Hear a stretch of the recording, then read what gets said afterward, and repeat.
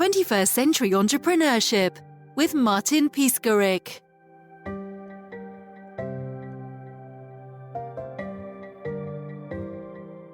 I guess the first thing I felt most passionate about lately is that I think there's a lot of discussion about remote work that skips over kind of a fundamental point, which is that all of the discussions are about the productivity of the employees. All of the discussions you see when you look at larger companies asking folks to return to the office are about our employees weren't productive, which kind of implies like they were hanging out watching Netflix or whatever.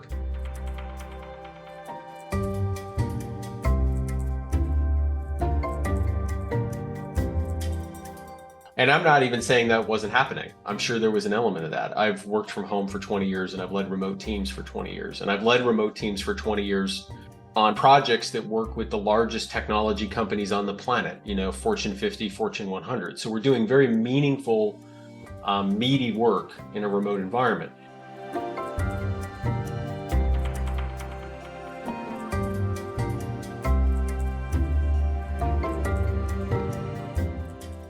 But I'll tell you the thing that I feel that's most missing, and I got a lot of interesting engagement on a recent LinkedIn post when I shared this, is I said, but what about the managers?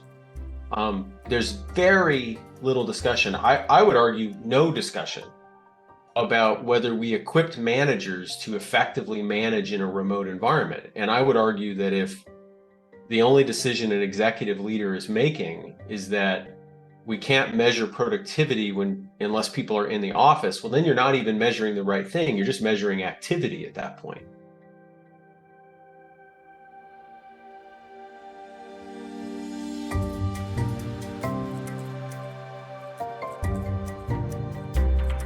And then there's a million other things that I think are negative outcomes of not addressing that fundamental question. Yes, maybe employees weren't as productive. Some employees in some environments and in some companies. But the managers, I would argue, were ill-equipped or not equipped at all to manage in a remote environment. And that is fundamentally a different way of managing.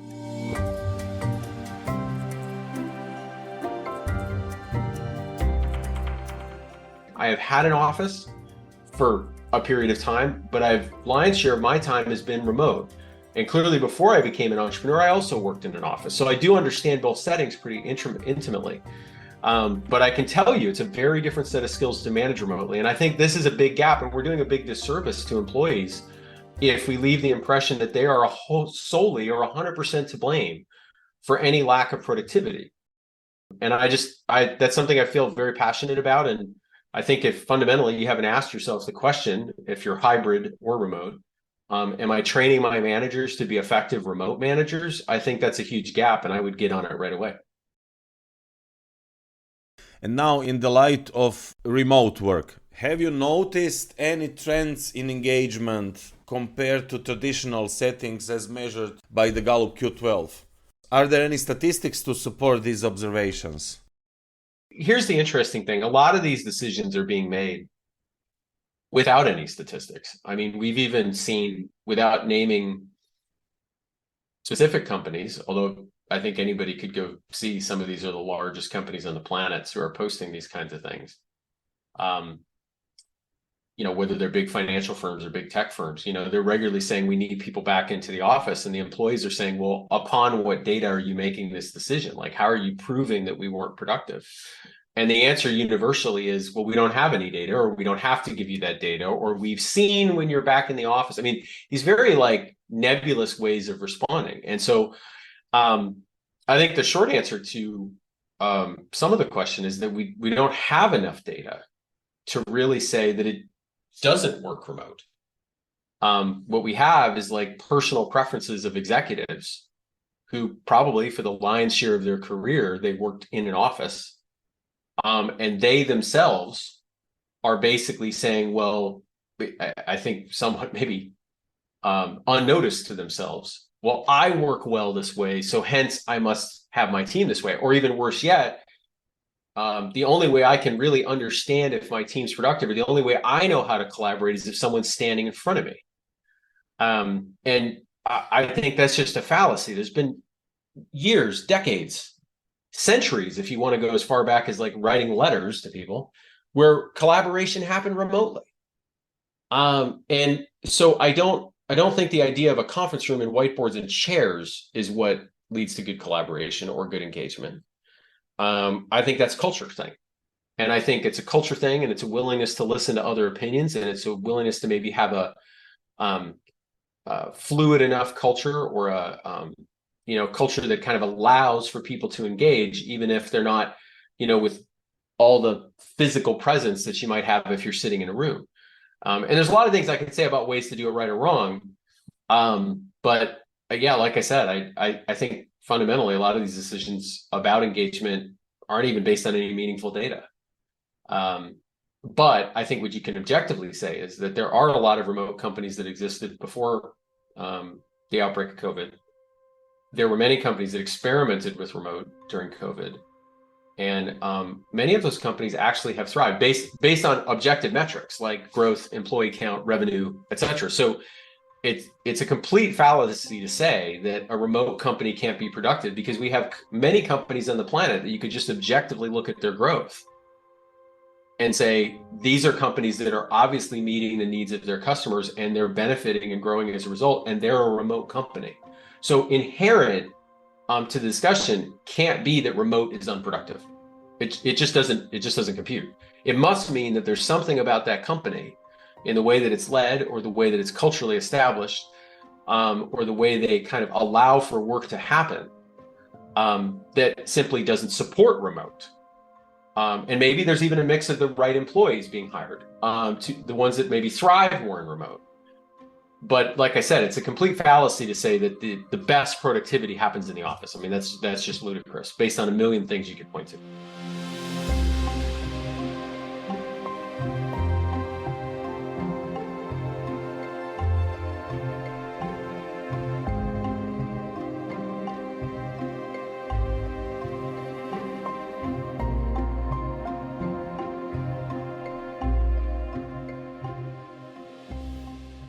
Well, Cascade Insights, we serve a particular market.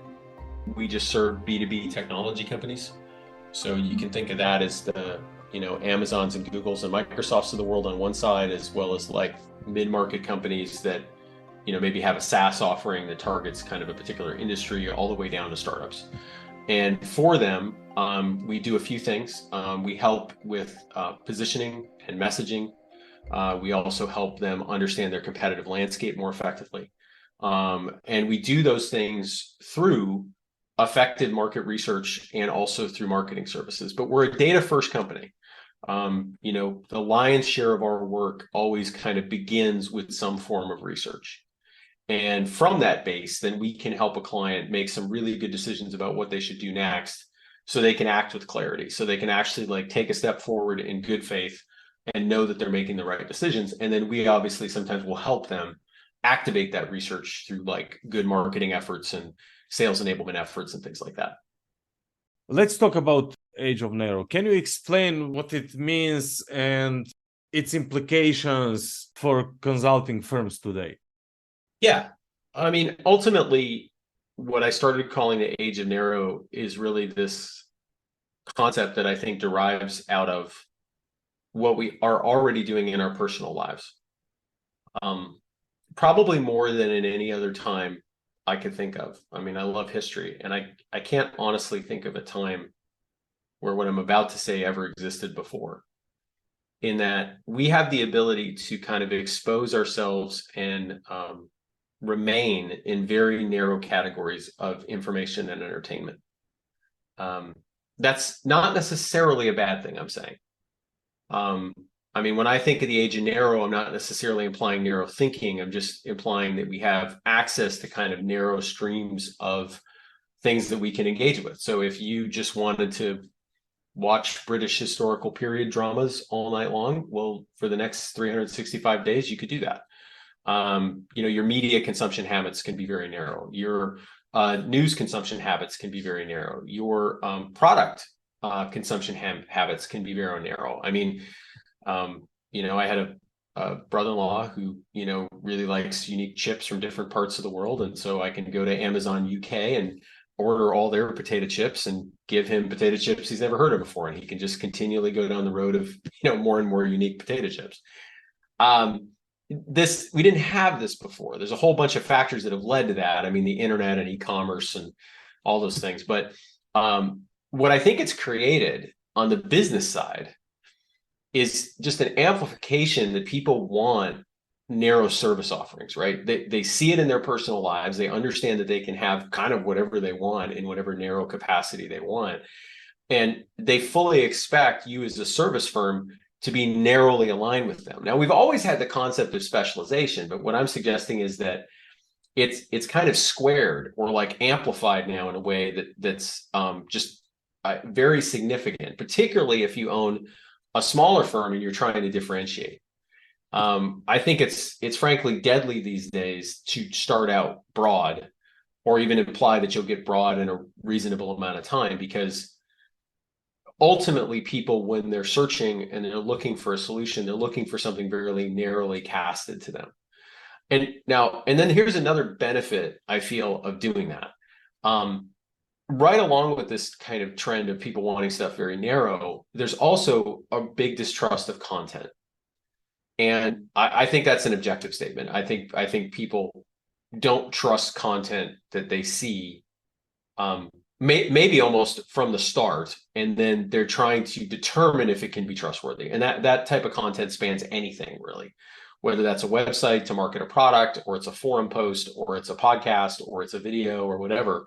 I think, unfortunately, we've all been trained to kind of wonder, like, what's the bias of the presenter? What's the underlying thrust of the argument that's trying to be made? What am I missing? Some of that goes back to just, I think, the natural reluctance that you have when you purchase a product, that you want to understand what is its limits, right? Where does it fail to achieve like what I might want? And where I think there's a strength in being narrow, and is that if you define yourself to the market, if you say, like, I'm narrow in this way, and there's these things that I don't do, and very explicitly calling that out, and that sounds super simplistic, but I would ask anyone who owns a website, like you're the person who ultimately owns that website, you're a leader in the company, where does your website say you don't do something? Because most of the time what happens is people will hedge, and they won't quite get there. They'll say what they do, but they'll kind of leave it open to, but we might be able to, right? And here's where I'm going with this. I would say that what you will find if you embrace the age of narrow and you say, all right, I'm going to be narrow, I'm going to set our boundaries, I'm even going to communicate about those boundaries to a degree, maybe even a significant degree, you're going to create trust. Because the one thing I believe people wonder about when they listen to or engage with any piece of content is they're wondering kind of what its limits are, or what its boundaries are. If I'm reading a book, biography of a president, right? I'm currently reading a biography on every U.S. president that we've ever had. I'm currently up to Lyndon Johnson. So obviously I've been on this road for a while. Every time I read one of those, I'm kind of wondering, like, well, what's the bias of the author? And, was this a fan of the administration? Especially as I get to presidents that have only passed in the recent last few decades, where maybe some people that, worked in that administration are perhaps still alive and maybe were interviewed for the book, right? I want to understand the biases that maybe impacted this. What were the limits of the perception of the writer? And I think there's a power in defining where your boundaries are. And then people will, I have seen it time and time again. I mean, feedback on our own website, because we're very, very clear about who we serve and who we don't. And people will call that out all the time. I was on the phone just the other day with somebody that was a new lead, and they're like, I loved your guys' website. It was clear. I knew exactly what you do. I know exactly what you didn't. I knew that you were a fit for me. Now, that means I must be repelling certain types of customers. I must be.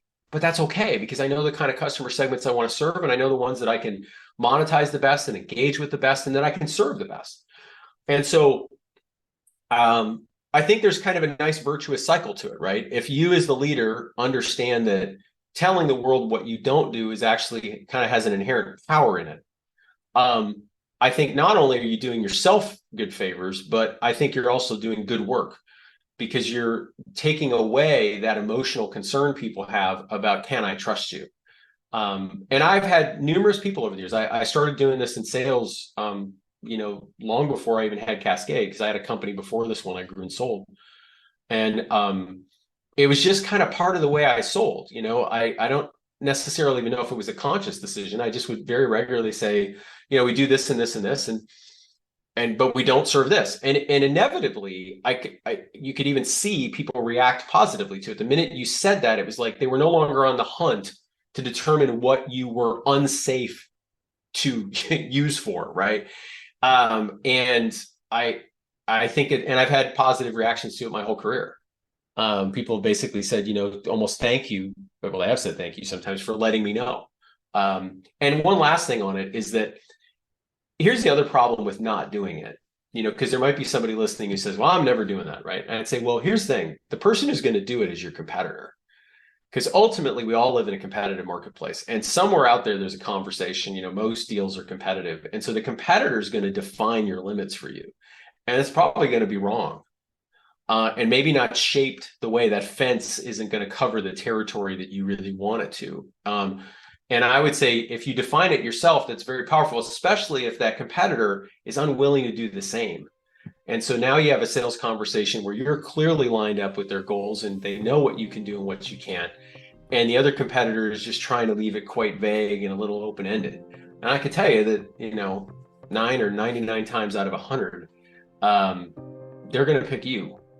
And anyway, that's what I think of the age in arrow. So it's a mixture of what's happening culturally, and it's a mixture of some trends that perhaps we've always had historically about specialization, but it's been kind of amplified by this unwillingness to trust content, including marketing messaging and sales messaging. And I think the best way to cut through it is to do kind of an audit of yourself and ask, have I told the market what I don't do?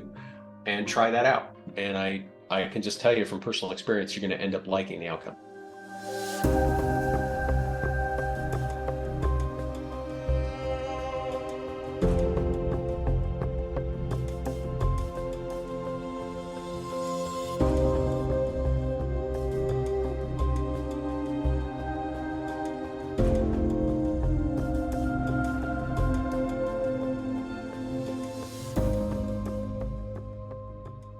Let's talk about you.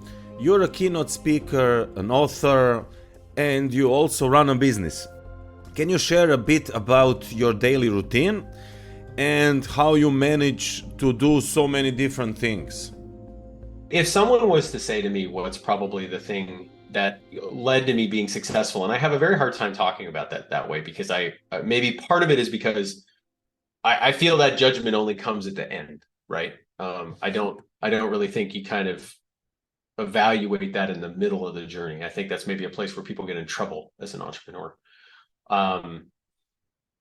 Whether that's a successful exit or just the end of your business career, I feel the judgment kind of comes at that point. But that aside, like if you were to say, like, I've had a level of success, what's led to it? I think it's really one thing. I'm pathologically incapable of learning something and not wanting to teach it to somebody else. I mean, like, I am at heart a teacher, and I've always been. I mean, when I was in second grade and Father Boyven wandered into the house, I heard this story years later. He used to call me the little professor, and it wasn't because I was moving around the house pontificating as a second grader. I think it was just because he saw I liked to learn and I liked to communicate what I learned. All my hobbies have involved some form of training and mentoring, or education of self and others, even outside of the business environment. And I found that in a way, it's a superpower, I think, because it solves so many problems, right? I mean, one, if you're an educator, you tend to be open to other perspectives. That doesn't mean necessarily that you agree with every perspective. I mean, one of the things I tell business leaders all the time, and really almost anybody, is, read stuff you disagree with. Like, really read it from the top to the bottom.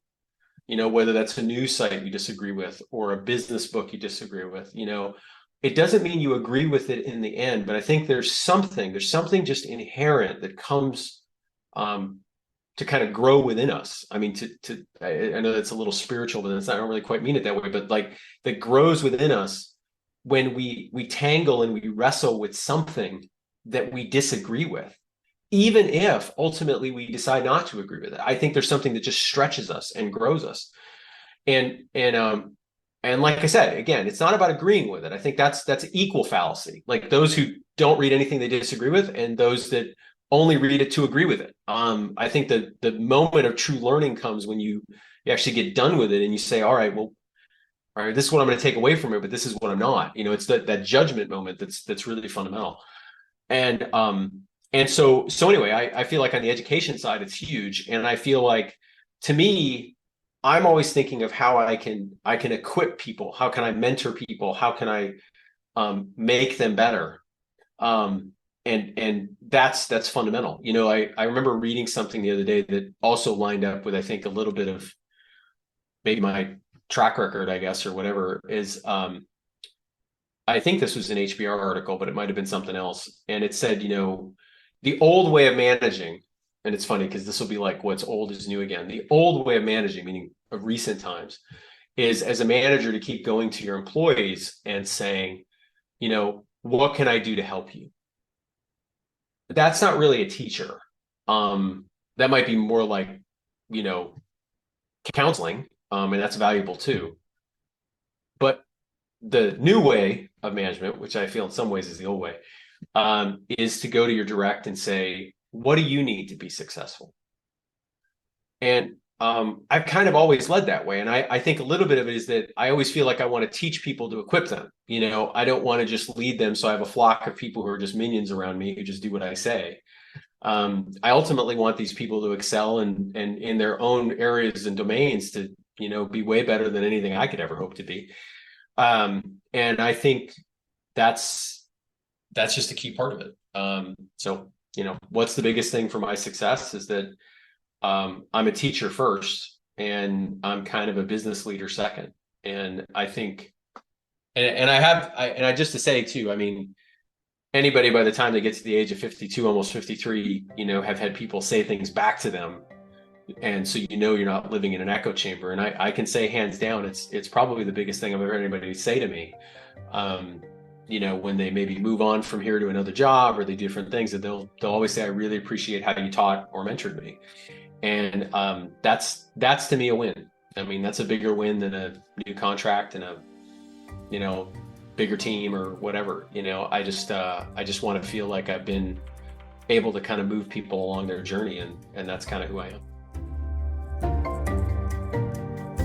21st Century Entrepreneurship with Martin Piskarik.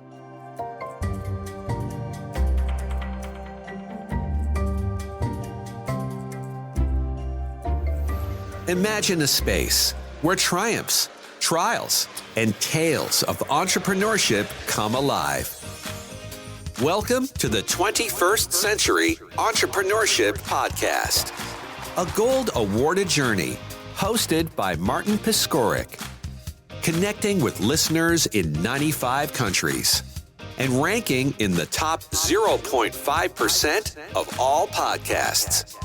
Join our exclusive community, elevate your perspective, and embark on the path to success.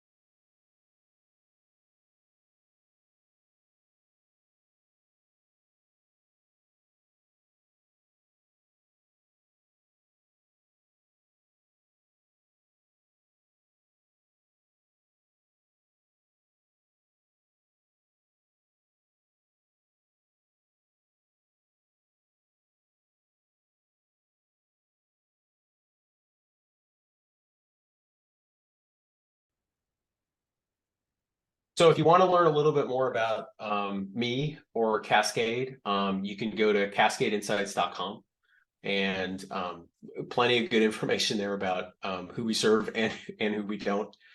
And so, if you're a B2B technology company and you're looking for somebody who can help you make good decisions and help you act with clarity, that's definitely who we are. As far as me personally, I'm always happy to talk to entrepreneurs or small company owners. It doesn't have to be about the services we offer. I just, like I said before multiple times, I'm happy to teach and mentor if there's a way I can help you with that. And you could just email me at Sean, SEAN, at cascadeinsights.com. And just thanks for having me on the show.